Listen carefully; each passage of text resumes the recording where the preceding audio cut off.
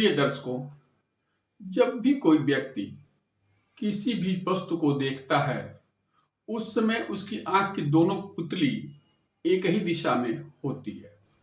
यह एक देखने का सामान्य प्रक्रिया है, लेकिन यदि देखते समय आंख की एक पुतली सीधी हो तथा दूसरी पुतली इधर या उधर चली जाए तो इस कंडीशन को हम स्क्विंट कहते हैं या भेगापन कहते हैं।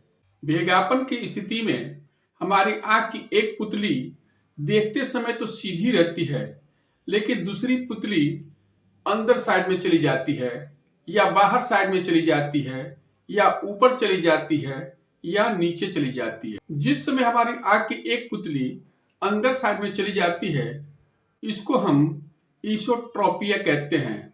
जिस समय हमारी आंख की दूसरी पुतली बाहर साइड में चली जाती है उसको हम एक्सोट्रोपिया कहते हैं।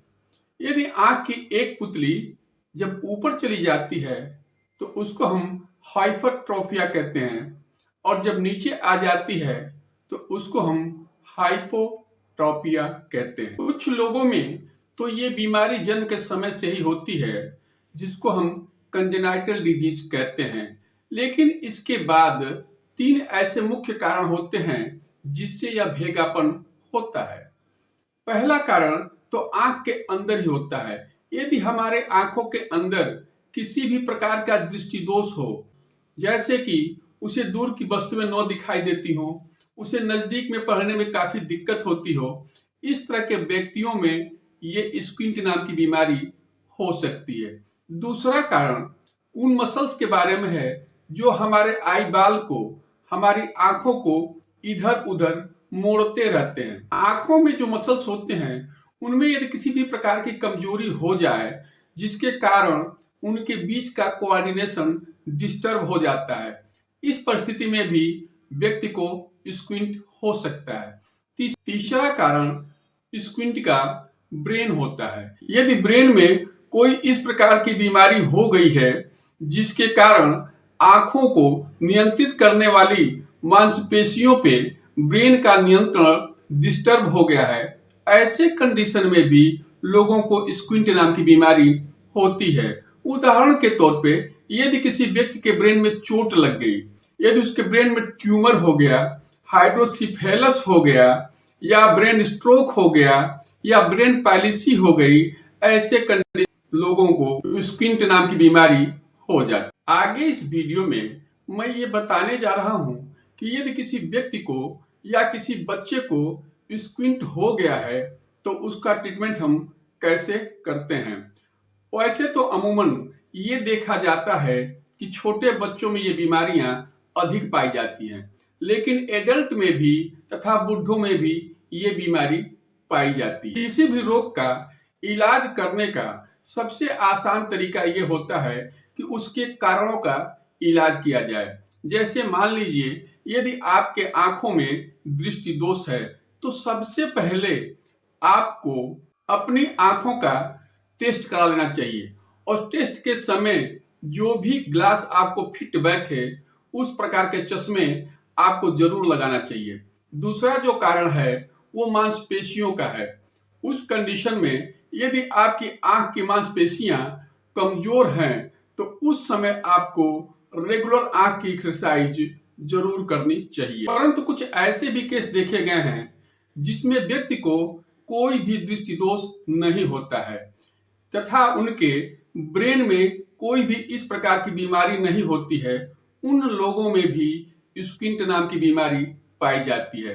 ऐसे केसेस को हम अनडायग्नोज स्क्विंट कहते हैं। सबसे बेहतर तरीका तो यह है कि जो कारण मिल रहा है उस कारण का इलाज आप कीजिए, लेकिन यदि कोई कारण नहीं मिल रहा है और उसके बाद भी यदि स्क्विंट है तो ऐसे केसेस में हमने देखा है कि 3 दवाएं बहुत ही अच्छी तरह से कार्य करती हैं। पहली दवा सीना 200, दूसरी दवा साइक्लामेन 200 और तीसरी दवा नेट्रामुर 200। ऐसे केस में हम सीना को 2 बूंद सुबह देते हैं, साइक्लामेन को 2 बूंद दोपहर में देते हैं और नेट्रामुर को 2 बूंद शाम को देते हैं। इस प्रकार से ट्रीटमेंट करने पे जो अनडायग्नोज केस होती है वो ठीक हो जाती है। कुछ बच्चों में ये देखा जाता है कि उन्हें स्क्विंट की बीमारी नहीं होती है, लेकिन जिस समय उसका दांत निकलना शुरू होता है उस समय ये बीमारी हो जाती है। ऐसे बच्चों के लिए एल्यूमिना 30 नाम की दवा लेनी चाहिए तथा इस दवा को 2 बूंद सुबह, 2 बूंद दोपहर और 2 बूंद शाम को देना चाहिए। ऐसा भी देखा गया है कि कुछ बच्चों में किसी कारण से लूज मोशन हो जाता है, उन्हें पतले दस्त होने लगते हैं और उस पतले दस्त के लिए हम कोई दवा देते हैं और दवा देने के बाद उसका डायरिया चेक हो जाता है, अचानक पतले दस्त होना बंद हो जाता है। उसके उपरांत उसमें स्क्विंट की बीमारी डेवलप कर जाती है। ऐसे बच्चों के लिए हम पोडोफाइलम 30 नाम की दवा का प्रयोग करते हैं और पोडोफाइलम को हम 2 बूंद सुबह, 2 बूंद दोपहर और 2 बूंद शाम को देते हैं। ये भी देखा गया है कि कुछ बच्चों में 1-2 दिन स्क्विंट ठीक रहता है, नहीं ऐसा प्रतीत होता है कि इस बच्चे को कोई भी दिक्कत नहीं है, लेकिन 1-2 दिन के बाद फिर उसे 1-2 दिन तक इस तरह की तकलीफें उसे नजर आती हैं। इस प्रकार से ये अल्टरनेट होता रहता है और ऐसे केस में हम चीनम सल्फ 200 नाम की दवा का प्रयोग करते हैं और इस दवा को हम 2 बूंद सुबह और 2 बूंद शाम को देते हैं। इसी प्रकार से कुछ बच्चों में ये देखा गया है कि ये स्क्विंट की बीमारी केवल उन्हें पढ़ते समय ही दिखाई देती है, उसी समय महसूस होता है कि इसे स्क्विंट हो गया है। ऐसे बच्चों के लिए तोबैकम 30 नाम की दवा का प्रयोग करते हैं और इस दवा को 2 बूंद सुबह और 2 बूंद दोपहर और 2 बूंद शाम को देते हैं। ये सभी दवाएं होम्योपैथ की दवाएं हैं, इनका प्रयोग हम अपने डिस्पेंसरी में कर चुके हैं और इनसे बहुत ही अच्छा लाभ लोगों को मिलता है।